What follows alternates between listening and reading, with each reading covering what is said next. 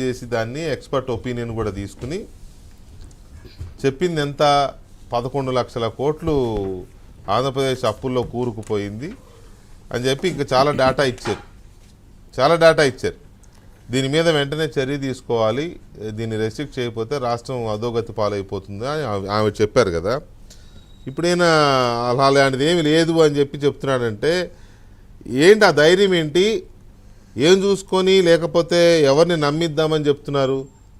కేంద్రం ఏం చేయదనా? కేంద్రం వైపు నుంచి ఎలాంటి చర్యలు ఉండవు, ఏం పట్టించుకోరేనా? ఒకటైతే వాస్తవం, వీళ్ళు ఎన్ని అప్పులు చేసినా కేంద్రం మాత్రం, మీరు అంటలా, నేను జీవి మిమ్మల్ని అన్నాడు, మీరు అనట్లా, కేంద్రం మాత్రం అడిగినప్పుడల్లా అప్పిస్తూనే ఉంది.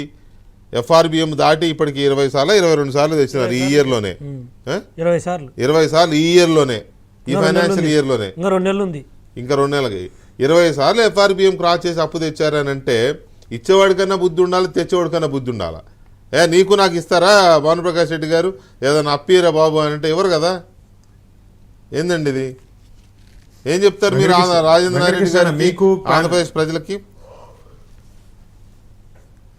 వెంకటకృష్ణ, మీకు ప్యానల్ పెద్దలందరికీ నమస్కారాలు. నమస్కారం సార్. అబద్ధాలకి కేర్ ఆఫ్ అడ్రస్ ఆంధ్రప్రదేశ్ ప్రభుత్వం మారిపోయిందన్న. అబద్ధాలకి కేర్ ఆఫ్ అడ్రస్.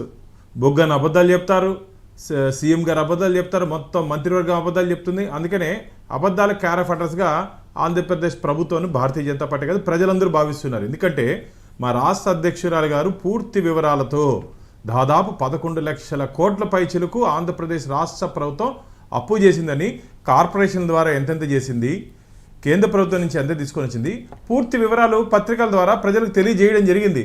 మేము మా రాష్ట్ర అధ్యక్షురాలు విడుదల చేసినటువంటి ప్రకటనకి మేము ఇప్పటికి కూడా కట్టుబడి ఉన్నాము.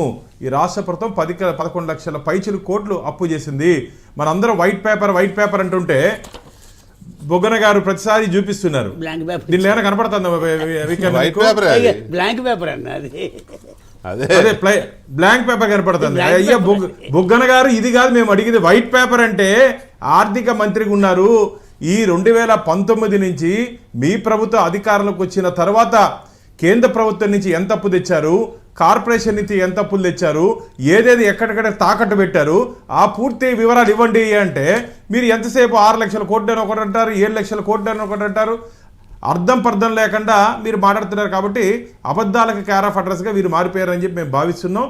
మేము ఈరోజు కూడా కట్టుబడినాం. ఆంధ్రప్రదేశ్ రాష్ట్ర ప్రభుత్వ అప్పు దాదాపు 11 లక్షల పైచిలుకు కోట్లు అప్పుల ఊబులో కూరుకుపోయింది. 2019 నాటికి చంద్రబాబు నాయుడు గారు ప్రభుత్వం దిగిపోయే నాటికి ఈ రాష్ట్ర ప్రభుత్వ అప్పు దాదాపు 3.5 లక్షల కోట్లు. 3.5 లక్షల కోట్లు ఆంధ్రప్రదేశ్ రాష్ట్ర ప్రభుత్వ అప్పు. అంటే 3.5 లక్షల కోట్ల నుంచి ఈరోజు 11 లక్షలు అంటే 7 లక్షల పైచిలుకు కోట్లు ఈ రాష్ట్ర ప్రభుత్వం అప్పు చేసింది. జగన్మోహన్ రెడ్డి గారి ప్రభుత్వం అధికారంలోకి వచ్చిన తర్వాత లెక్క